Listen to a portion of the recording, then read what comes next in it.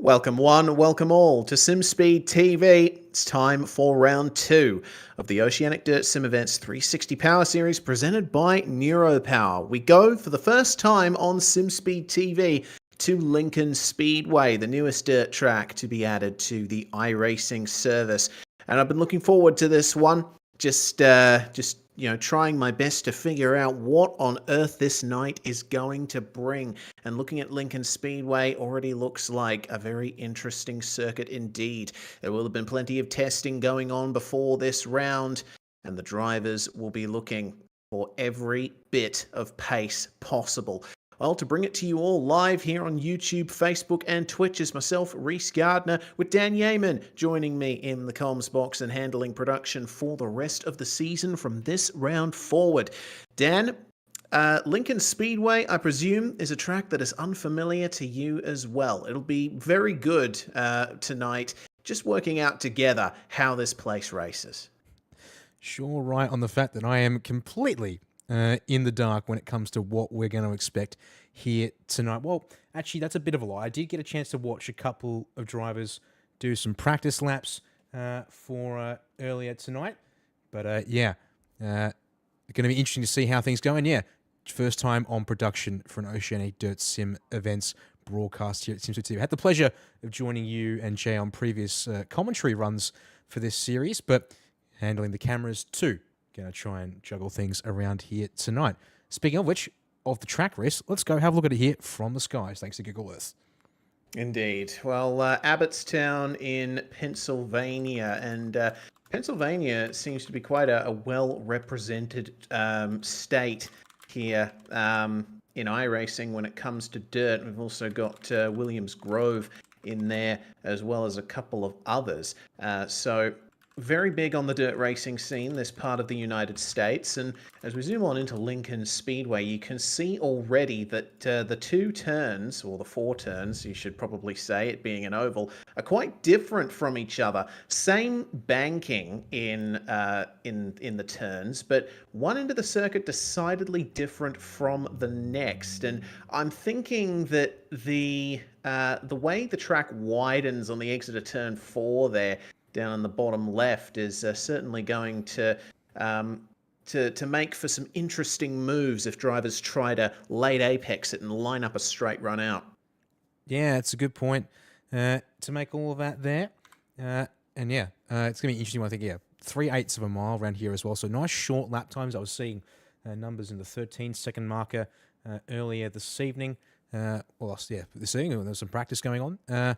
And yeah, also very interesting that not a lot of banking, so yeah, drivers are going to have to scrub off speeds for the turns here tonight as well, Reese. But they've got some decent amount of width actually down on the track, despite it looking a little narrow here from the top-down view, I would suggest. So expect to see, I think, some good 2, maybe even 3-wide running here this evening in all of our various races. And looking into how things stack up coming out of round 1, we had a bit of a surprise on our hands last time out at Volusia. It was Jaden Russell who took the feature win for the first time in an ODSE sanctioned event, with Tim Ryan and Clayton Davies completing the podium. And of course, it being just coming out of round 1 of the season, the standings are still very close, so we might see some very heavy rejigging of these standings coming out of it. But still, Jaden Russell, magnificent performance last weekend. Let's see if he can stack that up, as well as the rest of the crew from Synergy Sim Racing.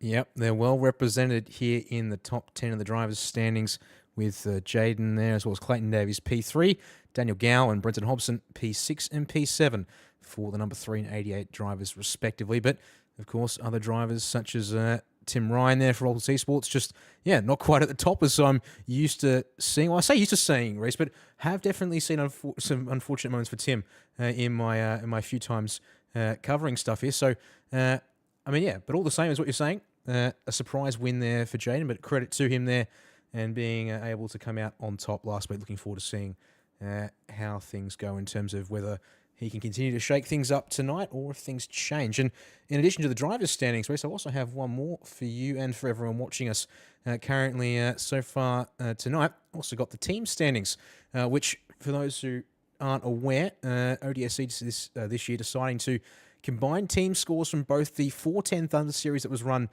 just in the earlier months of this year and here with the Neuropower 360 Power Series. So we will have a total of 12 rounds of points going towards this. And here's how things stand after last week's racing to get this 360 Power Series underway. Yeah, Daniel Boyd and Nathan Vanderwack representing Vortex Sim Sport very well there up at the top, with Hobson and Baldwin for Synergy Sim Racing still running quite close behind. And another interesting point to make here is that points will be combined between 410s and 360s for the ODSE Sprint Car Championship overall. And currently, I believe Tim Ryan is the one leading the standings in that, but it'll all depend on how this 360 season goes for him. The drivers have just completed their only one allotted lap of practice, and we should be getting into qualifying very shortly. Be interesting to see who gets the quick time here, Dan. And looking at the track, looking at the drivers going around it, I'm noticing a lot of interesting subtleties with how the turns stack up here. Coming out of turn 2, the track actually is quite flat, and I'm noticing an ever so slight rise on the way out of turn 4 as well. So this seems to be one of the more difficult circuits to get a handle of. It's a good point to make. In fact, we'll come back to our race info. We'll talk about it, but here we'll get you go to a blimp shot here from the session live tonight as the drivers are awaiting the end of practice and the beginning of the quick time. But you can see here, as you said, fairly flat, but we're coming. So on the closest side to us is the front stretch, turns 1 and 2 on the right side of your screen as we slowly pan around here with this blimp cam, and we'll make our way down, and you can see, yes, that flat exit, as you said there, of turn 2 is a good point to make. And yeah, as I said, not a huge amount of banking to work with. It's 4 degrees on the straightaways, only 14 degrees through the turns. So as I said, drivers going to have to really scrub speed off to work the corners in. You can see already with the starting state how there is that bit of dirt already worked away there towards the middle of the road. They were told to stay about a lane and a half off the bottom for their couple of practice laps. So being told about 30 seconds until qualifying and the quick time gets underway. Yeah, indeed. And there's going to be another slight change from last round. We had dashes for the top grid positions in the feature. Looks like tonight we're going to be having a pole shootout, which consists of the top 2 finishers from each heat. 2 timed laps, 2 cars on track at a time, and the fastest car from that session starts on pole position. So other than that, the graphic is accurate, with the top 4 advancing to the A main from every heat, top 4 to the B main from the C main, and then top 8 to the A main from the B main. And we have 30 laps green flag running to end off the night.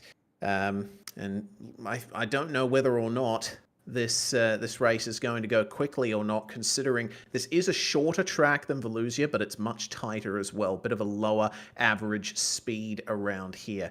So let's wait and see as drivers emerge on track for the quick time. And starting to see already drivers gearing up, with Tristan Yellen being the first driver to set a time. He's immediately pipped by Nathan Norman, Sean Stevens and Leo Heaton. 13.24 is the quickest time so far. Rob Crawley and Harry Stewart going to 3rd and 4th on their first laps. Each driver only gets 2 laps here, so you have to make sure that you absolutely nail it. Daniel Gow and Brent Hobbs going into 3rd and 4th now. Shadowing Nathan Norman's quickest time so far. Looks like he's improving there. 13.205 up at the top of the standings. We keep an eye out here on Bo Nation, who's currently in 10th. Will he be able to improve on his second lap? He will indeed. He goes up to 8th, but then is put back to 9th as Luke Payton takes that position, just beating him by 25 thousandths of a second. Blaine Densley going into 13th spot with Richie McLeod running a time good enough for 17th on his first attempt. This is a second lap here. Look at the speed that these 360 sprint cars are carrying through the corners here. McLeod setting his second time there. Is it an improvement? It is 13.43, but it does not gain him any positions. Here is round one's winner, Jaden Russell, currently lucky 13th, trying to keep it as smooth as possible through the turns, and he's run a time good enough for 9th as things stand. There we go. Fast and Furious 22 times already on the board. As Clayton Davies jumps into P3, Daniel Boyd will immediately eclipse him to P3 as well, as these drivers are waiting to set their times. John Schultz just slides himself up into P5 as well. Can Boyd improve? No, Clayton Davies will actually pip him there to P3 on his second qualifying lap. Schultz just completes his second one. No improvement, it seems, on the second one. Then no, actually had a bit of an error there to 15.4 for his second lap. Reese. So we wait a few more cars to go. Josh Barry's just done with qualifying. He'll go into P5 off the back of that one there. Riley Bilson yet to set a time as he comes around in the 95 machine.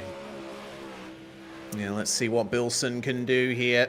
Bilson putting on a good show in the 410s. As Chris Nankerville goes to P10 as things stand. We still have a few drivers left to set times. Vanderwacker going to 19th. Hayden Vickers then to 19th as well. And then, oh, that's a good time from Riley Bilson. That is a 13.094. We still have Tim Ryan and Brady Baldwin yet to set their first times. It looks like they are both out on the circuit at the moment here in the dying moments. Brady Baldwin then, 14th at the moment on his first time, 13.281. Can he run any better?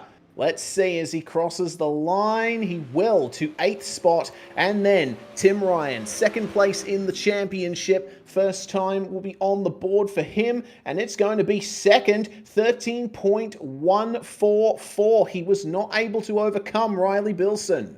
Well, how about that there? Half a tenth is all that's in it, which is, well, actually, in saying that, it feels like the time's a little spaced out towards the top of the order. But then, well, you have to only look at the gap from 4th down to 17th. Is about 1/10 of a second, barely anything in it there to have things show up there. So that's how things will go. Time to look at the grid for the first heat of 4 for this evening.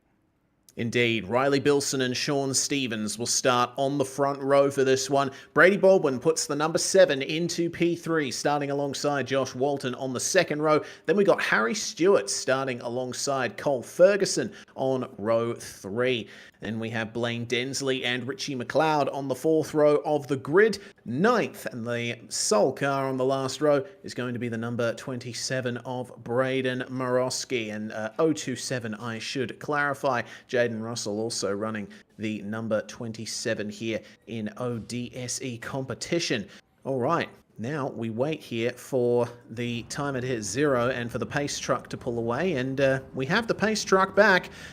We inadvertently went for the iRacing sedan last round at Volusia, and this is looking a little bit more regular. But 2 formation laps here, Dan.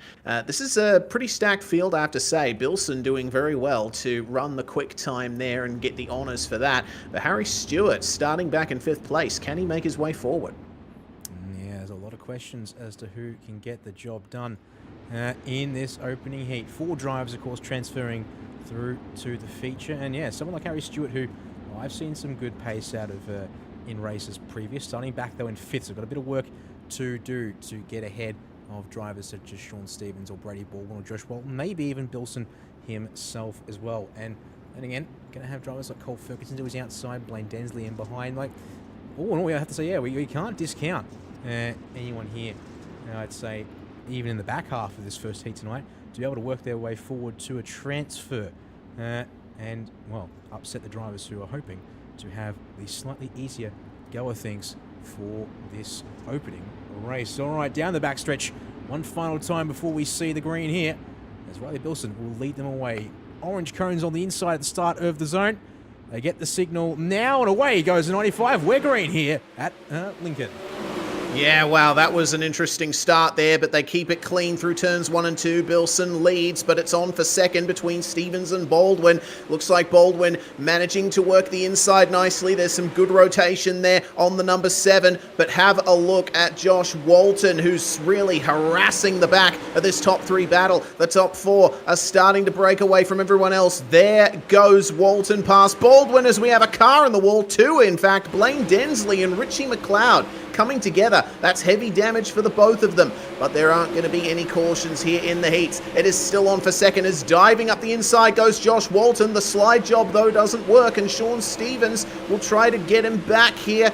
Sorry, it's Brady Baldwin actually who's battling with Sean Stevens there, getting a little bit confused, but goodness me, Stevens and Baldwin right alongside each other, and it's on for 4th as well here with Cole Ferguson now trying to work his way by with Harry Stewart. This is looking pretty fantastic, but Bilson is starting to creep away from everyone else. Yeah, he is, but actually importantly is that Josh Walton dropped out in the middle of all of that, Reese. So that's, he did, that's why. You weren't confused at all. He was there on the road with everyone else, but unfortunately he is towed back to the pits with his disconnect. And indeed, Marty Bilson here, your race leader in heat number 1, looks to be checking out from these guys here, which means it's all importantly this fight back, well, not even a fight pole, just Cole Ferguson unfortunately not able to stick with Harry Stewart. These are your final transfer spots as they're coming to the white flag next time around. No, Pori, this time around it is indeed the white flag. So Bilson looks to have it all secured here, Reese. And it looks like our transfers too will be all safe and sound, I think. Yes, here we go. 1, 2, 3, 4. They will go through straight to the feature.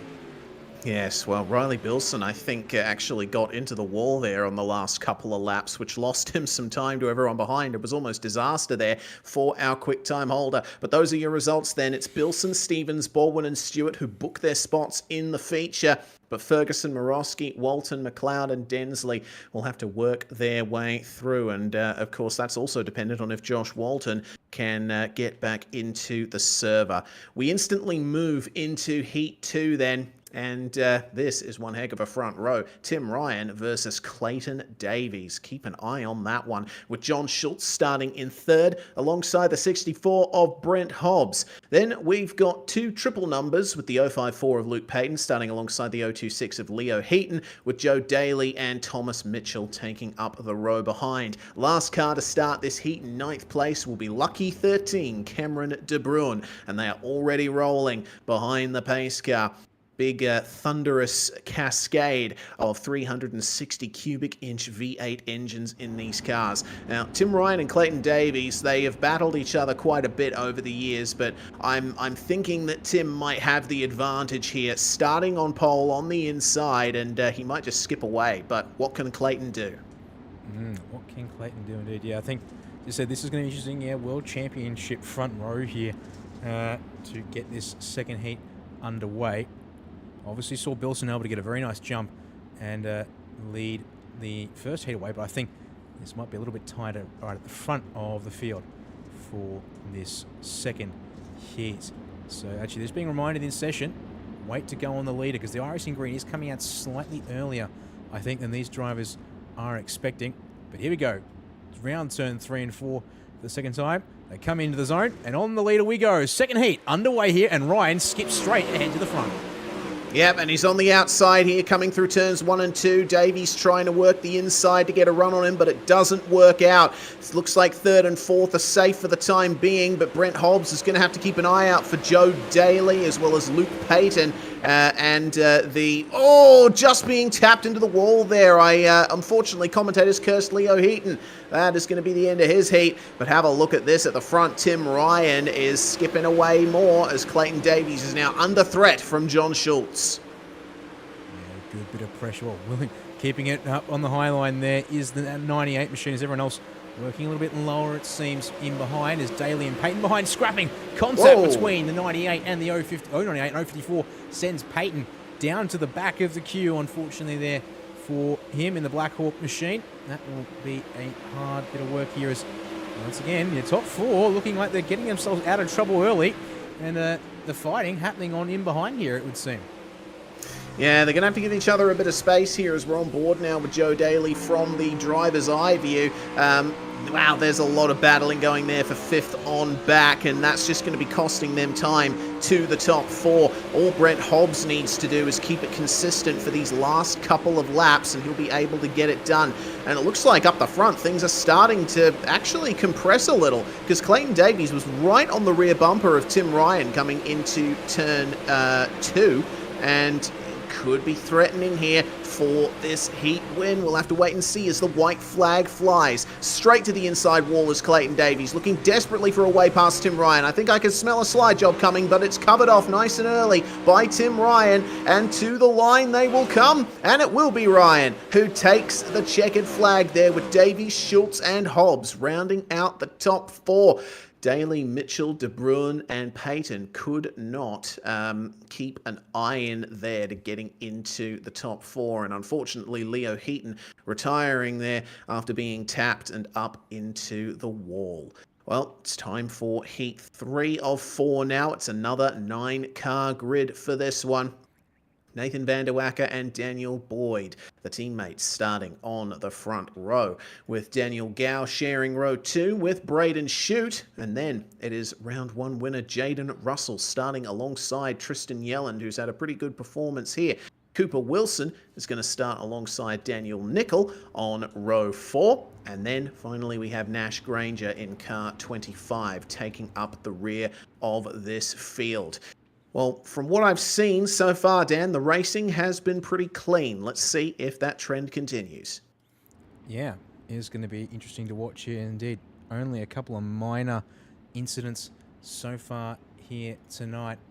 And to also clarify on those incidents, we've had black flag for Blaine Densley from Heat 1 is it. So, yeah, 1 black flag from 2 heats of 9 cars. I think, yeah, all in all, pretty good track record so far here at Lincoln Speedway. But still got 2 more heats to go, let alone our C main and B main. Pace truck will pull off their exit of turn 2 as we work our way down the backstretch one more time, this time in the hands of van der Wacker to get this 3rd heat underway. All right, entering the restart zone, and on the power goes Nathan van der Wacker, going narrow off the start. On for 2nd, though, Daniel Boyd versus Daniel Gow. They're side by side, and Gow gets good traction, but they bang wheels coming down the back straight. And how on earth did Braden Shute make his way through that around the outside? There was barely any room. They're 3 wide for 3rd in the background. What a start to this heat, and it's getting messy with Jaden Russell working his way up. My word, the fireworks have come off in the gloves too. Absolutely unleashed. That might be something that gets reviewed here. I think Boyd able to hang on and recover. Shoot to the lead. Round van der Wacker, it seems. Apologies, missed that one off screen there. All kinds of action up and down the order as van der Wacker can't mount a re-attack to the inside of 3 and 4. As Shute will hold the outside there to maintain the momentum here. He's making that high line work really well as Braden Shute. I think that's going to set a precedent for the rest of the night. People have been using the inside and middle of the road so far, but Shute, the first driver I've seen to really start making use of the line up against the wall, and you can already see that plenty of drivers are starting to follow him. But you got to keep out of the wall, though. That's the risk that you run. Fortunately, stays in the lead. Van der Wacker remaining in 2nd place, but Daniel Gow is starting to creep up on him here. There's Gow in the black car with Jaden Russell now running the outside line. We start the penultimate lap here at Lincoln Speedway for Heat 3 of 4. And there goes Jaden Russell. Look at him keeping the momentum around the outside, but Gow trying to look to the inside of van der Wacker, covered off very nicely through turns 3 and 4. White flag here. Who's going to get it? This is quite the battle for the top 4. They're costing each other time, and it looks like that might be giving an advantage to Daniel Boyd. He might have a chance here if a couple of drivers come together. But 1 more turn to go. Van der Wacker hits the inside wall. Daniel Gow goes through on him. Oh, and can he hold on to it? Oh, goodness me. He'll only just hold on, will Nathan van der Wacker, to a spot in the top 4. The gap there was just under 100th of a second. That was ridiculous. Let's have a look at it here on the results. Unfortunately, it just got away from me there, unfortunately, but sure right indeed, that number there. Oh boy.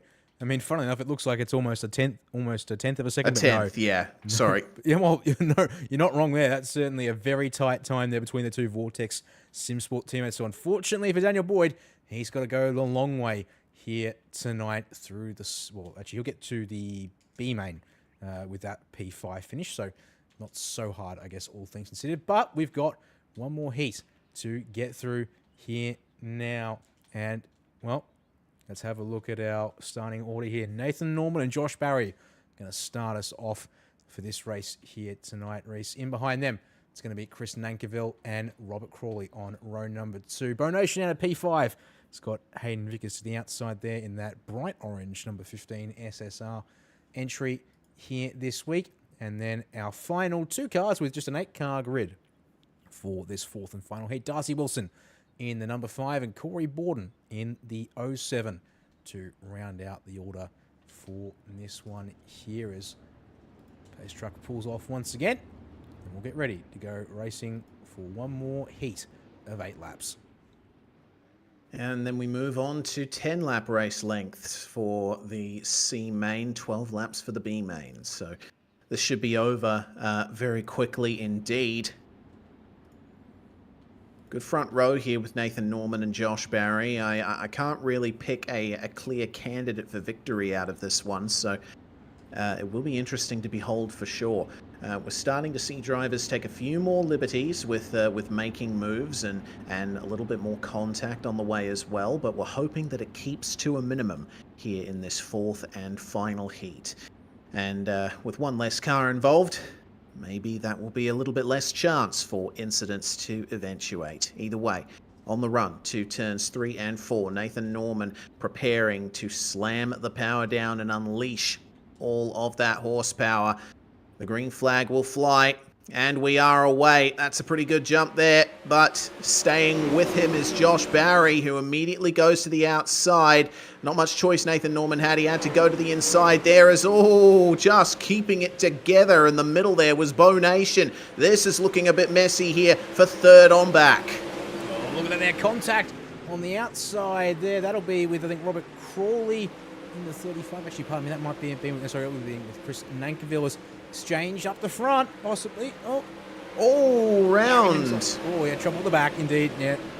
Bo Nation. He'll keep going, but that's a rough one. Is more trading for positions. I guess they're going back and forth everywhere as we've got Barry and Norman working together and exchanging positions here at the front. But they've got a small margin to Hayden Vickers, who's made his way up to 3rd here from P6. So good start to number 15 and goes fastest on this lap to boot.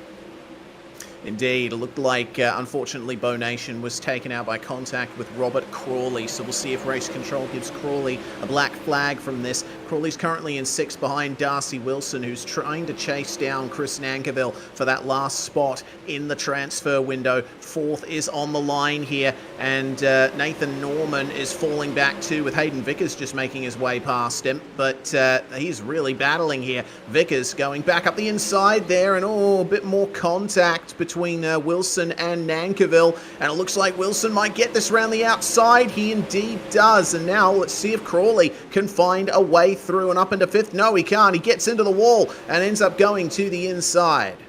Yeah, a bit alone. They're through 1 and 2 off screen for Crawley. Back to P7 for him now as we come to the white flag here at the front of the order. Josh Barry has been able to check out, and I think he'll have himself pretty secured here in this win for the heat. Hayden Vickers up to P2, so makes 4 spots up this race. On for 3rd and 4th, but they'll both be safe if they don't clash with each other. Nathan Norman sticks it out just ahead of Darcy Wilson there.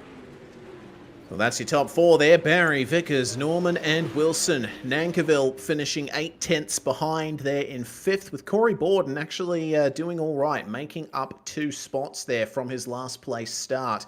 But I think a lot of drivers will have been hoping for a little bit more from that, including Robert Crawley and Bo Nation. Still no word on any stewards' decisions on that contact between Crawley and Nation, but we should receive news of that very soon.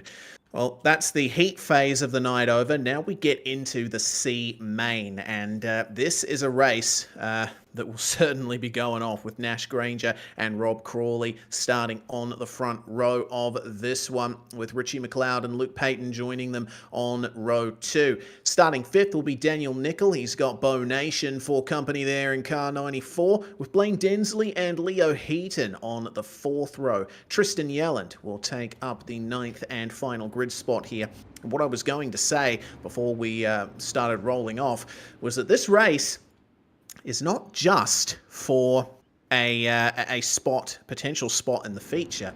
It's also a race to stay in the event. The top 4 from this race will transfer through to the B main. The rest of them go home. Yeah, good point to make there indeed, as I'll bring it up on screen in case you missed us talking about it earlier this evening. And yeah, this is... Oh no! Oh, Granger. Hardware trouble for the man was... And yeah, he just dropped out of the server of that one there, so... And full disconnection for the server instantly as well, so... right, well... Okay, then.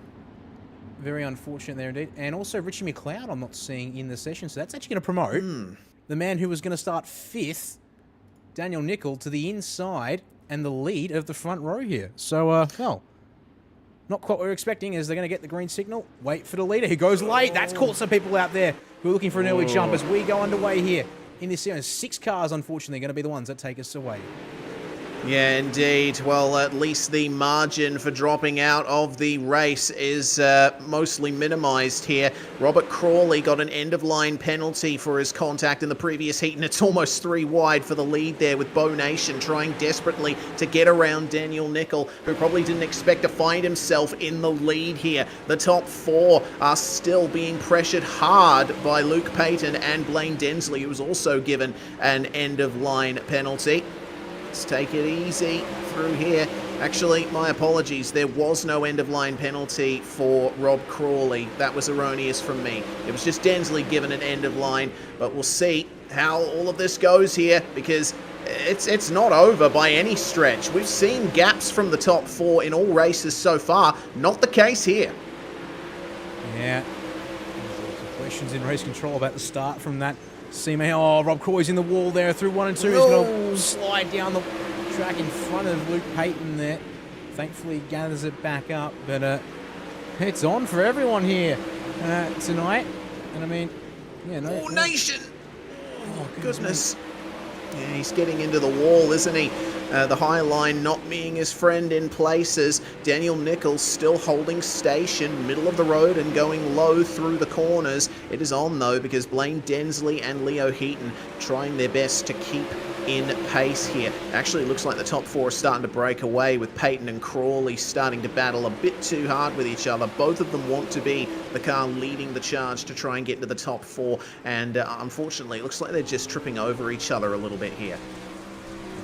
As we're on board here with Payton, Crawley to his outside currently, which means we can't really see him because there's a good old big wing there to the outside there as they work their ways. There you go. 1, 2, 3, 4. All still together though with the penultimate lap underway here, which means that drivers have to be careful here as Nation working that high line as the others work the bottom here. 1 lap to go in this C main. 4 drivers will progress. It looks like it'll be Nation, Nickel and Densley. It also looks pretty safe as here come the last 2 of Crawley and Payton, but unfortunately their scrapping looks to indeed have cost them there in the C main. We will say goodbye to those 2 drivers, in addition to the others who didn't take the start there, Reese. Yeah, a bit of a bizarre introduction to the C main there. So Nation, Nickel, Densley and Heaton will move through to the next race. Unfortunately, Crawley and Payton finishing outside the top 4. Granger, McLeod and Yelland all not taking to the start. Real shame to see that. We won't be seeing those names again tonight. All right then. 14 cars will take to the track here for the B main. It's headed up by Cole Ferguson and Joe Daly. Daniel Boyd and Chris Nankerville will start on row 2. Braden Morosky starts in 5th alongside Thomas Mitchell. Cooper Wilson is going to start in 7th spot alongside Corey Borden to make the 4th row. And then Josh Walton and Cameron De Bruin round out the top 10. Then it is our top 4 from the C main. Nation and Nichols starting alongside each other, and then it's Densley and Heaton rounding out the field. Yep, as always, now having to work their way through from the C main to the B main. And yeah, just hearing from race control, confirmation of what they want from the drivers here at the front of the order. But yeah, this is our fairly big field here. Saying that, of course, we've got the A main to come, and that'll have even more drivers on the road here at once. So, 1 more lap behind the pace truck here and then will be in the hands of Cole Ferguson to get this race underway. 8 drivers will make it through from this B main to the feature to join your 16 drivers already in from the heats. Let's see who can get the job done here tonight. Well, Cole Ferguson's going to be the one controlling the start here, enters the zone, and away we go. It is a level start from our front row. Daly trying to work the outside here. Is the momentum there with the track now starting to slick up down low? Goodness me, that is a big pile up there. And knocked all the way to the back of the field. Chris Nankerville and Cameron De Bruin there on his side. Our first retirement of the B main. That was chaos. Dropping back in the outside wall there for the 027. And has also ripped the front wing off. Ferguson! Cole Ferguson has crashed! Oh, it's got to take 3 with him. Oh no! This is a bit ridiculous. It looks like all of the chaos has just erupted at once. Seems like Ferguson overcorrected the steering a bit through the turn, and that sent him up into the wall. So who's leading now? It's Blaine Densley with Thomas Mitchell in second spot. The top 3 fighting very hard. These things go so quickly, we don't have any time to process those incidents. Oh man, even trying to get a moment to actually bring them up on replay even. It's going to be absolute bomb. We have 7 drivers remaining in this race. Morosky just needs to finish, and he will actually get through to the A main despite having no front wing on the nose of his 027. We have lost half the field in this race. It's actually incredible. I've not seen attrition like this in an ODSE race ever. Look at the drivers here all in the pits. Yeah, we only got a third of the way through the race by the time that happened. Well, it looks to me like Morosky's about to be lapped here by Blaine Densley. Thomas Mitchell running on his lonesome in second place, but it is on for 4th. Leo Heaton versus Joe Daly here for the last spot on the podium. Bo Nation running side by side with Daniel Nickel, and those drivers already well in with a shot of making it to the A main from here. Looks like we have a third of the race still to go. Blaine Densley has managed to lap Braden Morosky cleanly, and you can really get a sense of how much time it costs you not having a front wing on this car. The rotation's just not there for Morosky, and these guys are just sidestepping him. Yeah, look here, the 027 again for a moment, and yeah, just all kinds of, just even for this top down, just all kinds of struggle straight here. We'll stay up higher, try and get out of the way of sorts, but then just going to get swamped on the corner there by the 098 of Joe Daly as he looks to try and pressure Leo Heaton for a slightly better finishing spot in this race. We've already got just 1 lap left to go for Densley here at the front, and well, if my timing is to be believed, the way he's been able to scythe his way through, and indeed from 13th, the back row of this field, Blaine Densley will come through to the race win and somehow makes it out the other side unscathed, despite the absolute chaos here of that heat. Nation and Nickel went side by side towards the end there, but there we go. That is everyone done for that B main. My word, haven't seen something like that in. Well, just look at the numbers here. Yeah, that is ridiculous. So Blaine Densley by just under half a second from Thomas Mitchell. Heaton, Daly, Nation, and Nickel last finishers on the lead lap. Morosky and I believe Ferguson will make their way through to the A main despite Ferguson retiring. Unfortunately, we have to say goodbye to Daniel Boyd, Josh Walton, Cooper Wilson, Chris Nankerville, Cameron De Bruin, and Corey Borden. All of those drivers will have to wait until next week for another chance at getting into the feature. And already seeing quite a few of them leave the server. They'll be kicking back, maybe with an alcoholic refreshment of some kind, and enjoying the fight for pole and the A main still to come here on SimSpeed TV. But first, a word from our sponsor, King Race Designs.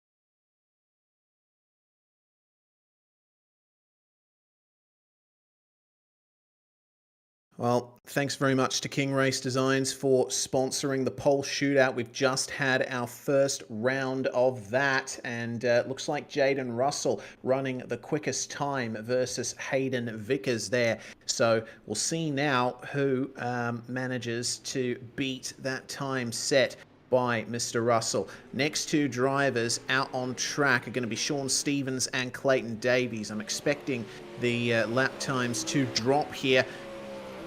Davies, you can see, moving straight to the inside there. That's where a lot of the fresh clay is, but seems that Stevens is relying on momentum up high to try and get his speed underway. He'll have quicker speeds down the straights, but will be losing out a little bit in the turns where there isn't as much fresh clay, and he's already swapping down to the inside. 2 laps each here. And it looks like Davies going to the top, 14.042, the fastest time so far. Sean Stevens cannot match that at all. That decision to go to the outside line, unfortunately, costing him. All right. So another 2 drivers we send out. Braden Shoot. And apologies, not quite got the right one there. As we've got drivers standing by, we sent out. I can hear it. Josh Barry. It's Josh Barry, there it is. Apologies there to Josh. I was just listening for it. Couldn't quite get it there. So, okay, that's not quite the flyer I think he was hoping for, or maybe just not quite there yet. Let's just fix it up so you can see the times on screen. He's right on the middle of the slick line going through the middle of the circuit. I think that's really costing him. He wasn't quite able to get as far to the inside as Clayton Davies could. Braden Shoot, though, starting to improve here. Goes to P3 in the times of the 14.25. Josh Barry, meanwhile, cannot improve. Well, he does improve a little bit on that final lap, but Shoot and Barry 3rd and 4th fastest at the moment. Don't forget that these guys are all the top 2 in every heat, and they are racing to decide the top 8 starters here in the feature. Next out will be Riley Bilson, and he'll be joined on track by Tim Ryan. And if there's anyone who's hard to beat over 1 lap, it is Tim Ryan. So Bilson has got his work cut out for him here. 16.393 to start things off, and he's running middle of the road. Doesn't look like there's any grip out there. Yeah, that's a lot of engine dip, and look at 14.391. That's not too hot there, as it will be only good for P5 there. What can Tim Ryan do? 14.3, he'll only go to P5, but that's actually their first flyers. Let's see here. Second and final, 14.4 for Bilson's, not an improvement. What has Ryan got for his final run here? Trying to bring it out of the final turn, 14.4 as well. Yeah, wow. It looks like the very inside is where you want to be here in the pole shootout. There's a nice strip of fresh track on the inside there that Clayton Davies was able to use to great effect.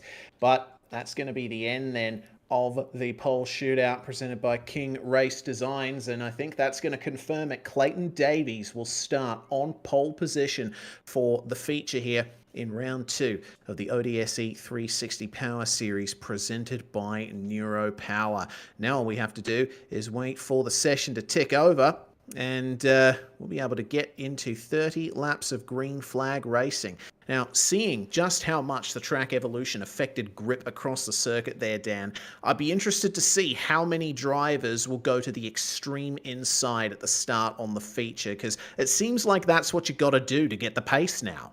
I mean, yeah, look how much that dark, dark mud, dark dirt has come down the track. I remember looking at this earlier tonight, and we had ourselves, fairly light dirt, at least 3, if not 4 car lengths from the inside out. Now we've got maybe 1.5 there through the middle of turn 1. It opens up there on the exit of turn 2 a bit, but I reckon down at turns 3 and 4, we can't quite see it as the blimp cams up here at the top of 1 and 2.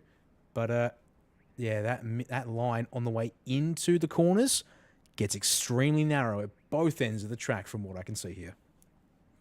Yeah, so if you're brave enough to try and toy around with that inside line, you're going to need a car that is pointy for good rotation in the mid corner, but you also don't want too much oversteer on entry because you don't want the rear end swinging out into that compressed slick clay that is extending all the way through the middle of the circuit. It's either the extreme inside or extreme outside that you want here, and it's unclear as to which is clearly faster. So far, no one's been able to make that wall riding line work.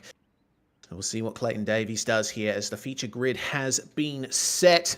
And we get ready to go here for the feature. And this is not how they're going to line up in the top 8, but we will go through them anyway. Bilson and Ryan there, along with Braden Shute and Josh Barry, taking the grid on row 2. Then we have Sean Stevens and Clayton Davies, who will start on pole position. He'll move to the front. And then Jaden Russell and Hayden Vickers completing the top 8. They will be shuffled into their order on the formation laps. Brady Baldwin and John Schultz will start in these positions, just rounding out the top 10. Then we have Daniel Gow and Nathan Norman starting in 11th and 12th. Lucky 13th will be the number 11 of Harry Stewart. And then it's Brent Hobbs starting alongside him. Nathan Vanderwacker will start in 15th place, with Darcy Wilson completing row 8. And then we got Blaine Densley and Thomas Mitchell starting on row 9. Rounding out the top 20 will be Leo Heaton and Joe Daly. Bo Nation and Daniel Nichols start 21st and 22nd. Our 24 cars rounded out by Braden Morosky and Cole Ferguson. And remember, Cole started on pole position in the B main, so he definitely has a lot of pace to work through. What can he do starting from the very back of the grid here at a track that is starting to rear its ugly head? Yeah, it is going to be interesting here with this race. Apologies there. Get that one out of the way. So, yeah, the timing tower is not quite. In fact, what we might do is we might just take that away for a second. We'll let lap 1 at least complete. Then we'll let the system process things because, yeah, this dash feature for the 2023 Power Series just changing things up a bit. Straight into the starting zone goes Davies. We're underway for 30 laps here at Lincoln. He's away at the front clear. Yep, and already going to the very inside, starting to streak away. Look at the traction that Davies has got in car number 50. Jaden Russell holding on to second, but Braden Shute is challenging him for that second spot on the podium, with Josh Barry trying to get onto that podium. Tim Ryan losing out a little bit. He's gone down to 5th spot now, and he has got the entire field behind him looking to try and take advantage. Bilson, Vickers, Baldwin, Gow, Schultz, Norman, Stewart, Vanderwacker. They are all together still as we make our way around to start the 4th lap of running. And it seems that, Clayton Davies is very clued in here as there's a little bit of shuffling there in the midfield. Yes, indeed. Just focusing here on Hayden Vickers, Daniel Gow, Sean Stevens, Harry Stewart going side by side in the 26 and 11 machines through 1 and 2. So Stevens trying to get down the bottom. Look how slow they go through the middle of the corner there. Stevens not quite down in. That's just the right down of my knee. But you can see this. Oh, Harry Stewart though. Oh, there we go. That's going to be our first caution of the night. Oh, that's big. And looked like another car also missing their wing as well. So it wasn't just Stewart, it was also Darcy Wilson who was involved in a smash. It looks like, Wilson and Stewart both collected the wall by themselves. And that just shows you the dangers of running the high line at a track like this. You lose a little bit of grip, you don't quite get the rotation you need, and then the car just rides up the wall. It's uncontrollable from that point on. Yeah, I'm going to see here if I can quickly... Okay, I don't think I'm going to have time, unfortunately, to go try and quickly see what happened to... Let's just see if we can do it here. Oh, need to go back further, it seems. And we've been given... camera, need tower. This is with Darcy Wilson. See if we can pick up what happened to him there in that number 5 machine on the outside. Oh, pretty much exactly the same as Stewart. Yeah. So in sympathy there, unfortunately, there for the 5 machine. And that has put his race in jeopardy. Well, I think it's actually completely ended it because both Stewart and Wilson have disconnected from the server. You do get one fast repair in ODSE events now, at least in the first half of the feature. You're allowed to use it, but it seems that neither driver has elected to. It looks like we're going to be coming to the green flag very shortly, and no surprise to see that starts have been designated single file. We'll have to try and keep things calm here as they enter the restart zone. And Clayton Davies gets away. That is a brilliant jump, but watch him immediately go to the very inside. There's contact, and the yellow flag is back out again. This time, Tim Ryan involved in a smash with Josh Barry. All right, there. Josh, yeah. So actually, I get some requests to use the fast repairs. So, yeah, Barry and Ryan both are going to go in to grab those fast repairs.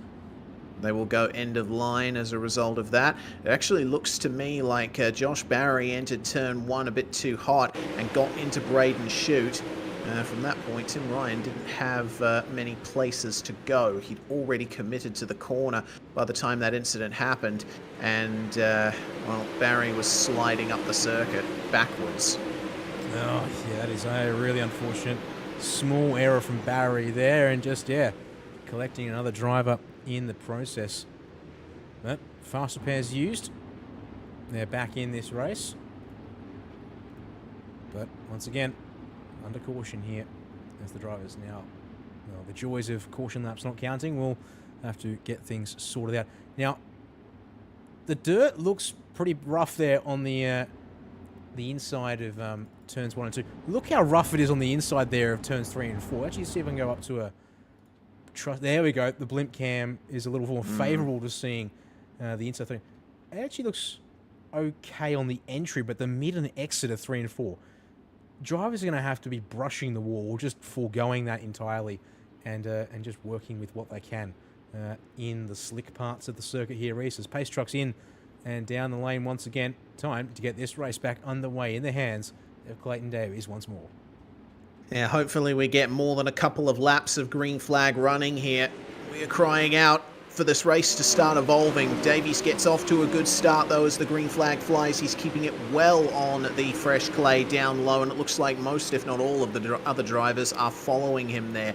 But flinging it into the corner is Jaden Russell to try and stay ahead of Braden Chute and protect second place. This is a good round here for Jaden Russell so far. He will want to try and maintain this if he wants to keep that championship lead, but he's facing a lot of pressure from Riley Bilson and Braden Chute. The top 4 starting to break away as it is side by side briefly for 5th between Daniel Gow and Brady Baldwin here. Baldwin running in 6th spot, starting to get away from Hayden Vickers just behind him, who now, have a look at John Schultz here, going up the inside of Nathan Norman, but the momentum's just lost in the middle of the turn. It is too slick there if you're running mid of the road. Yeah, it's a unique thing to see here is Stevens and Hobbs going side by side through 1 and 2. See Stevens come out ahead of that head there for the moment, but then yeah, just there's no grip here tonight at Lincoln, which is making this a very tough life. And contact there as Gow slides it up the inside of Stevens through 1 and 2, and Stevens up against the wall down the backstretch there, trying to keep the pace in it there, and you can see the front bar of his sprint car there bent up from that contact there. Hopefully going to be okay with the wings still straight on that number 26, but we'll check back in with him later as he continues on there in 13th place, because there's action. Well, there we go. Just speaking of action, Daniel Gow taps the back of Riley Bilson there on the entry to turn 1, and Brady Baldwin will take advantage. Slide back into P5 here as he tries to work that bottom line in the number 7. He can actually find just a little bit of fresh clay on the inside left rear tyre there, it seems, Reese. But that right rear hung out to dry in the slick. Yeah, but I tell you what, making great use of it is Clayton Davies at the moment. He's just finding that little bit of extra traction down there, and that's what Baldwin is trying to emulate. Seems like all of the Synergy drivers have the same general approach here. Just keep it as far to the inside as possible. As the caution is out, something's gone very wrong for it looks like Thomas Mitchell and Josh Barry. And that's unfortunate for them at the back of the field, or near the back anyway. And actually looks like this is a 3-car incident. It's also involving Tim Ryan once again. Ryan was able to get away from this one. Looked like Ryan went a bit hot into turns 1 and 2 and just tapped the back of Thomas Mitchell. Replay poison, yeah, indeed. Oh, another unexpected small error, but big consequences there for Barry in particular. It seems to put that sprint car straight into the pits, and he was done. Yeah, just overcooking it. It's Tim Ryan. Slightly unexpected there. Oh, apologies, that's completely grabbed the Hulon car as everyone's doing the caution lap shuffle on my timing screen. I meant to grab the 98, but looks like Tim, I think, might be gotten away with that damage-wise, although he will come to the attention of the stewards for that one there, I'm sure. Yeah, then that's that prediction has already come true, Dan. Tim Ryan has been given an end-of-line penalty for his part in that incident. He will start right at the back. All right. Well, this is really seems to be a tough round here tonight for the drivers at Lincoln. And, yeah, the cautions keep coming in. We did get 9 laps in, or maybe even 10 laps there, perhaps, as well. But as the drivers cycle round, as the pace truck pulled off, it has. We're back in the hands of Clayton Davies. Get this second half of the A-main underway in the green. He'll go straight away on the restart zone there. Oh, though, what are the SSR? Who was that tapping the wall on the inside? It was either Russell or Shoot. Shoot, I think. It was Shoot, I think, here in the 59, because dark-coloured car. And, man, he just got away with that one there as Bilson to the inside through 3 and 4 tries to work something. Now Baldwin to the inside of Bilson as they go 3 wide momentarily. Baldwin forces the issue. Gets the spot. Gow around the outside will take a spot away from Bilson too. And it is busy, it seems here, as drivers really starting to scrabble for everything they can get their hands on, Reese. Yeah, it looks like no one is running top of the road now. That line by the wall has been left well alone. No one's going near it. The grip is all down low here at the very end of the night, and we're starting to approach 2/3 race distance, and this is the part of the race where some drivers will be thinking about how much fuel they've put into the cars, probably anticipating cautions and under-fueling, but we saw that almost resulted in Jaden Russell almost resulted in Jaden Russell not taking the win. He had to really back off in the final stages. Will we see some of that here? As have a look at that in front of Bilson. Gow versus Baldwin side by side here for 4th and 5th, I believe. And Baldwin sticking well to the inside. The caution's back out again. Who is involved in that one? So Tim Ryan's gotten involved in something here, Reese. Oh, no, not 98 again. is going from bad to worse, it seems, tonight. All right. Up will come the replay once more. I can see what's happened here. I'll come in a second once I can find Tim Ryan. And unfortunately, in the pits is not a good start before we head to the replay here. Well, on lap 19, Tim Ryan, unfortunately, holding his line up top, got a big whack from Thomas Mitchell into the wall, and it seems like that's carried... happened a long way back. Here we go. Yeah, long way back. So here's the... in deep to Bonation first. Yeah, and then up comes Mitchell.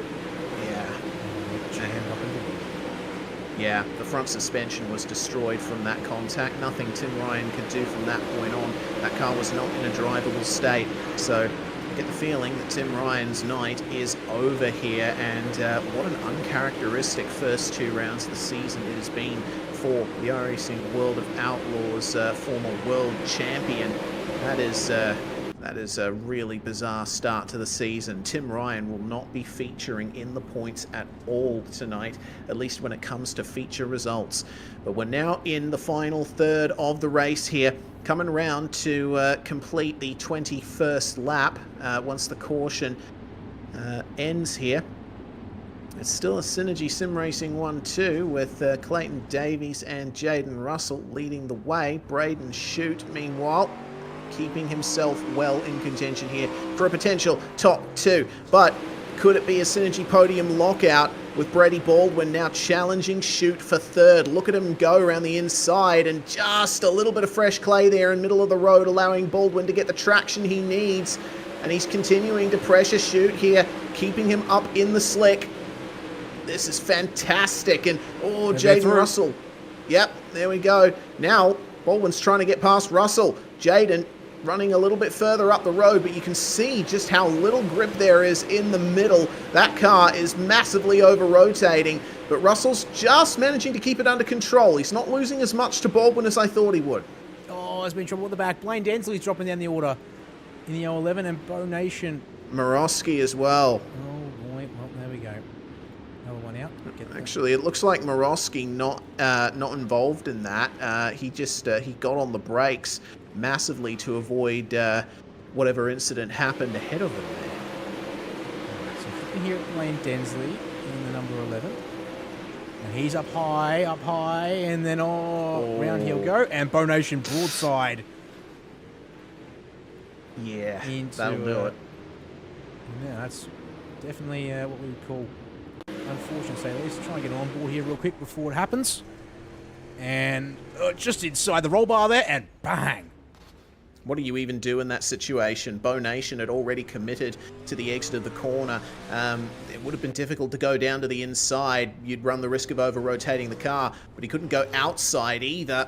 And I mean, have a look at him here under caution. I don't know if that's a sign of suspension damage or he's just putting the car into slides to check. Oh no, actually, no. I'm looking at it from an exterior view, and that car is bent. Let's have a look at it here from what I can see anyway. Yeah, this drone tracking shot obviously is a little off center. Meanwhile, that Blaine Densley. Oh dear me. Well, yeah, Densley's definitely bent. Yeah, that left rear is. I don't see how Densley's going to be able to hang on here when we go back racing in a moment's notice. Which, speaking of which, pace truck's already in. Back to the front we'll go because Davies leads Baldwin, leads Russell. That SSR podium lockout goes once more. We're going to have 6 laps here. You can stay green, but shoot, wants to break that little momentum apart. The 59 to the inside of turn 2. Can he hold the bottom? No, he's up in the slick. Russell will, I think, just get enough run around the outside. Oh, it's still almost a dead heat between the two of them across the line. Who can get the momentum here? 5 to go, Reese, at Lincoln to wrap the night up. Yeah, this is a fantastic battle here for 3rd place on the road. It looks like Russell, she's just trying to break that stalemate. But you see Daniel Gow behind as well. Caution out once more. And that's in the last few laps of the race. I don't know if we're going to go for a green-white checkered here.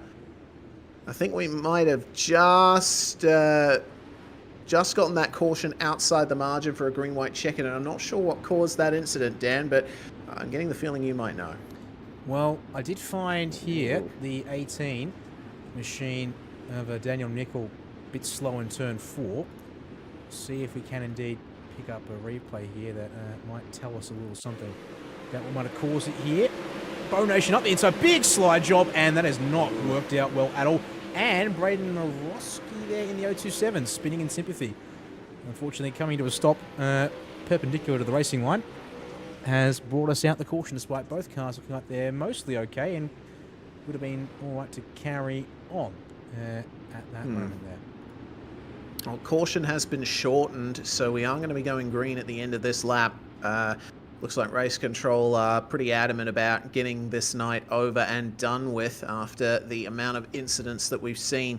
So can Clayton Davies hold on to the win here? Can Brady Baldwin challenge him? Will Jaden Russell be able to keep Braden Chute off the Synergy podium lockout? Here we go. Starting the 28th lap. We have 3 laps to go here at Lincoln Speedway, and Davies is just as calm and controlled as ever. But look at Chute here, trying to get Russell on the inside. Middle of the road seems to be working all right here for Jaden. He's getting on the power nicely. Must have moved the rear wing back to get some more grip into the rear. Oh, Daniel Gow almost getting into the back of Braden Chute there. Lap 29 just about complete here, and it looks like Clayton Davies is starting to streak away, but everyone's trying to struggle here on the inside. Who will be able to get a position out of this one? Oh, Braden Chute just about spins, and it looks like that's promoted Daniel Gow into 4th, but Clayton Davies is going to come across the line to win round 2 of the ODSE Neuropower 360 Power Series. What a great final feature that was. Awesome racing. Well, how's that for a look there as all the drivers made their way across the line? 3, maybe 4 wide there for a moment there. But that will wrap the racing action up here tonight. My word, that was quite something there, Reese. Was it ever? With Clayton Davies making his way into the pits and towards victory lane. And he'll finish 8 tenths ahead of Brady Baldwin at the very end, with Jaden Russell completing the podium. Daniel Gow gets into 4th place. That was a really good drive there from 11th spot. Baldwin also making his way up from 9th. Riley Bilson will finish in 5th spot. Braden Shute in 6th, with Hayden Vickers, Nathan Norman, John Schultz and Nathan Vanderwacker rounding out the top 10. And a good gain from Vanderwacker, up 5 spots. Yeah, a lot of drivers able to make some moves, including Brent Hobbs up 3 spots to finish in 11th here tonight. Joe Daly goes up 8 spots, which, apart from Daniel Gow, would be your biggest mover of the night. He'll still, though, have to settle for 12th in the A main here this evening. Unfortunately, your first of the big losers, Sean Stevens, down from P5 to 13th in that one there this evening. Leo Heaton making some gains to 14th. Same for Thomas Mitchell, up to 15th from 18th there. Braden Morosky making gains, unfortunately, still entangled a little bit there. We'll have to settle for 16th ahead of Daniel Nicol there in 17th. With Bo Nation, your final finisher here tonight. Blaine Densley, whilst we were busy looking at the racing on track race, unfortunately did have to call it quits there in the number 11. And then rounding out the 20, Tim Ryan. Yeah, not a name I thought I'd be seeing this far back, in 11 laps short of the flag here in the A main. Your other drivers, unfortunately, unable to finish tonight. Josh Barry, 16 laps shy. Harry Stewart and Darcy Wilson crashing out very early. Disaster there for United Sim Sports pair, with Cole Ferguson not taking the start of the A main to wrap that up there tonight, Reese. My word, well, that's been quite something. But chance for us to quickly chat with our podium for this evening, and then we'll wrap things up and look forward to the next round. Indeed we shall. Well, first driver to join us in the commentary box, Clayton Davies. Well, that is first win of the season for you here in the 360 Power Series. Clayton, congratulations. Must feel good. Yeah, definitely good to be up on the top step after falling short 2 spots last week. No, it's definitely to come full circle around and get the win. It definitely seemed like track evolution was more important than anything else here at Lincoln, and it seemed that you were well prepared for that, running the extreme inside all race long there in the feature. That certainly shows just how much difference fresh clay can make. Yeah, definitely. Lincoln's the type of track where you kind of have to set up for one or the, like, either you run the bottom non-stop or you run the top non-stop. There's no real middle ground with them when it's this slick, and we made the right choice by all running the bottom. The rest of I can't do the rest of the boys justice enough. They drove really awesome. For the team to get 1, 2, 3, and 4, yeah, we just made the right decisions, and yeah, it paid off. Absolutely, it did. Really good run for Synergy Sim Racing so far in this series in general, with Jaden getting the win last round, you this time, and looks like it will hopefully be the Synergy show from this point on, probably. Oh, definitely. I think it's Brady's next time round. He's held this series, run this series for so many years now. I think it's his chance, and it's his time to deserve a win and get his name on that winners list. Yeah, well, we will see if that eventuates next round, Clayton, and hopefully we get another chance to talk to you as well. Before we let you go, any supporters or team sponsors you'd like to thank for your win? First off, I'd like to thank you guys for broadcasting. Again, it's always great having you guys broadcast our races and let us show everyone on essentially the best platform on iRacing. And partner-wise, I'd like to thank Parramatta Isuzu, Watercraft, the Speedway Shop, Synergy Sim Racing, all those guys. My personal sponsors, ABR Setup Shop. Alex provided an absolute animal of a set tonight and just was reliable the whole night. Western Machine Shop, Atlantic Oil, CD Simtography, and 27 Designs for doing the absolute sick wrap for this season. Indeed, very nice looking cars there in the Synergy squad. Thank you so much to Clayton Davies for joining us in the commentary box, and it was an excellent result, of course, for ODSE founder and Synergy sim racing racer Brady Baldwin. Dan Yeaman's going to have a chat to him about his second place. I sure will here, and I'll bring Brady back on the screen for everyone watching with us at home. Well, welcome back to the podium, Brady, and P2 for you tonight. Haven't had a chance to speak to you with a good result like this in ODSE competition, but well, you guys at Synergy Sim Racing looked like you had that on lockdown here in the A main. Yeah, Dan, it was pretty cool across the line, and we had a 1, 2, 3, 4, which I don't think probably any team has done in ODSE, and just an accomplishment in itself. So just credit to all the guys. We've been putting in the work and doing lots of laps, and it showed tonight. We'll really racing. Me and Gary came from 9th and 11th to get to 2nd and 3rd, and Davies and Russell, they sat up the front the whole race, and Davies was pretty much in control of that whole race. So kudos to all those guys. Yeah, Clayton was looking pretty untouchable, it seems, despite the cautions. Kept bunching you guys back up there. A couple of shockers, surprises, I should say, and shocking surprises, perhaps, is the better set of words for a couple of drivers. Namely, say, Tim Ryan, unfortunately for him, but we'll have to maybe talk to him at a future stage, hopefully, when things go a bit his way. But yeah, back to you instead of the race. Obviously, yeah, a couple of cautions there in that A main, obviously resetting things. Did that help you guys at all, or was that sort of just a bit more nerves on the plate because you're having to worry then about getting back into a rhythm with these cars here, and especially with the way the track evolved into that A main with such little good clay down there right by the inside wall tonight? Yeah, before the race, I committed to the bottom, which bit me at Lucas Oil last season in the 410 series, and I faded really badly at the end of the race. So I was a bit skeptical to do it again. But there was enough there throughout the whole race. It was getting that last restart. It was 4 or 5 laps ago, or whatever it was. Was probably the only time I really struggled. But yeah, it was a pretty good track. Looked pretty racy, even though it was sort of fairly bottom middle dominant. I don't think anyone was really running the top by the looks of it. But you can still make moves. Look, I went from 9th to 2nd, and I think it looks like Joe Daly. He went +8 through the field as a hard charger. So. Looks like people could get moves done, but it was really tricky. You had to be pretty committed on the bottom and really precise to try and keep your left rear in the moisture as much as you can, which was really hard. And 1 and 2, 3 and 4 wasn't too bad, but yeah, you had to be pretty precise. And pretty much all race I had either Gowie, my teammate on the outside, or Bilson or Shoot as well were right on the outside on the exit of the corner every single lap. So yeah, it was really fun racing. Probably one of the better ones I've had recently. Yep. Credit to you and all the boys for another good show out on track. Well, for yourself, double duty, I guess, pulling both the preparation here as the admin ODSE and also for yourself on the road. We'll be back next week for the 3rd round here of the Neuropower 360 Power Series, heading off to Williams Grove Speedway.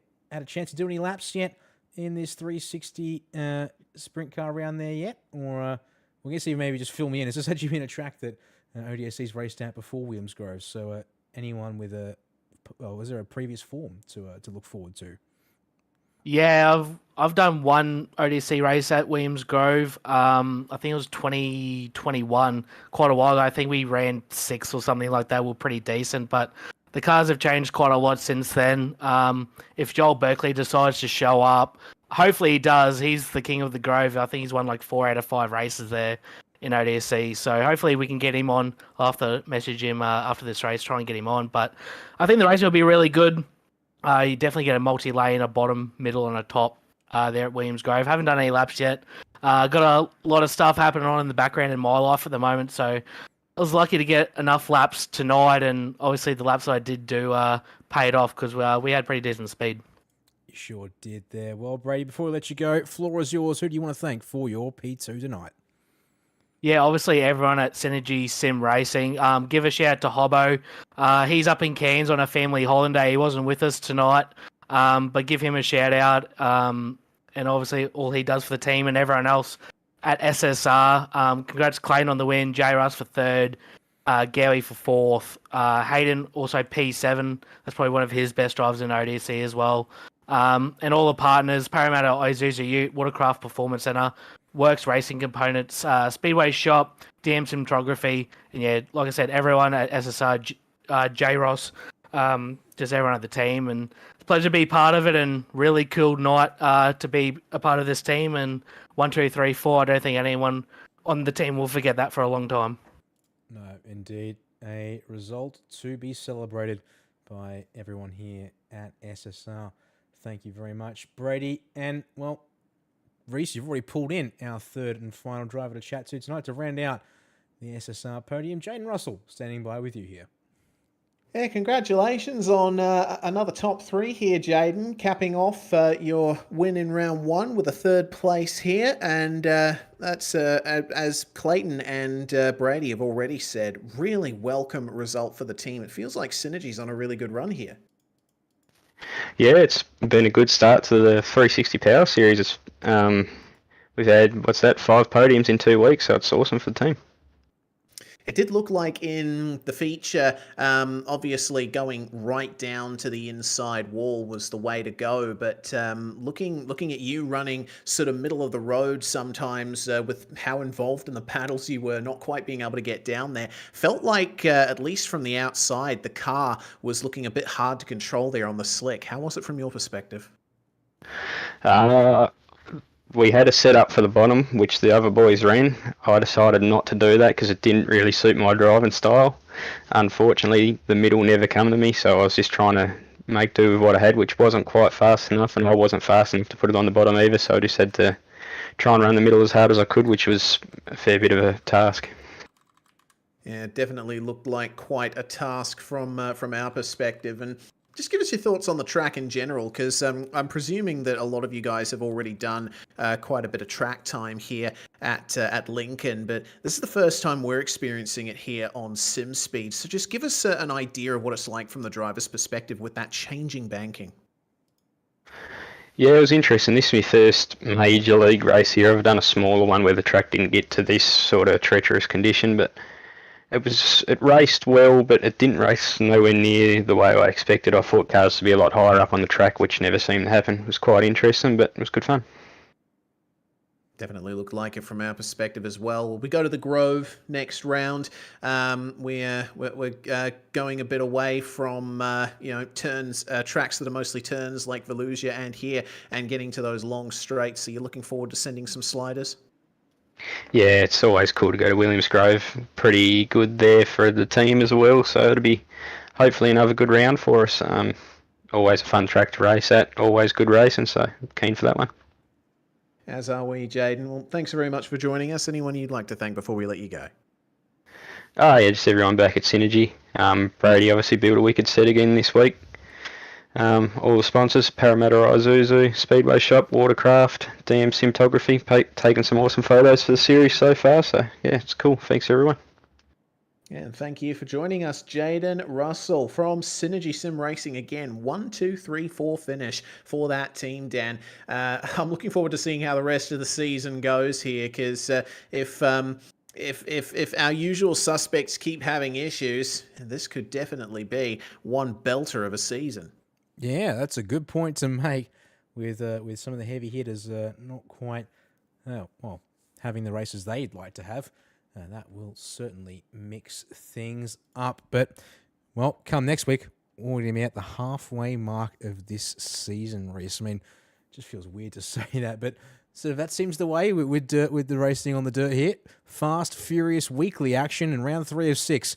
As I sort of hinted there with the chat with Brady, heading off to Williams Grove Speedway. And, well, if by the sound of things, could be an open slate, could be Joel Berkeley's chance to come back and show everyone how it's done around this bit of dirt here, which I'll need to do some reading up on before we go there next week, I think. Yeah, indeed. Well, make sure to catch us 8:15 Australian Eastern on Wednesday, May the 31st. Thanks very much, everybody, for watching. We also want to give a big thanks to ODSE for putting this whole show on in the first place, and to all of our series sponsors, which you can see in this splash screen here. FastPrint Signs and Apparel, DM Simtography, Loose Operations Design and Apparel, Wash It, Mobile Truck Washing, and of course King Race Designs sponsoring the dash. And make sure to lend your support to Neuropower as well. Thanks very much for coming on board, guys. And make sure to like us on the socials, subscribe to us on the YouTubes, and all of that social media stuff. I'm Reese Gardner, Dan Yeaman alongside me, and handling production. From all of us here at SimSpeed TV, bye for now, but not forever.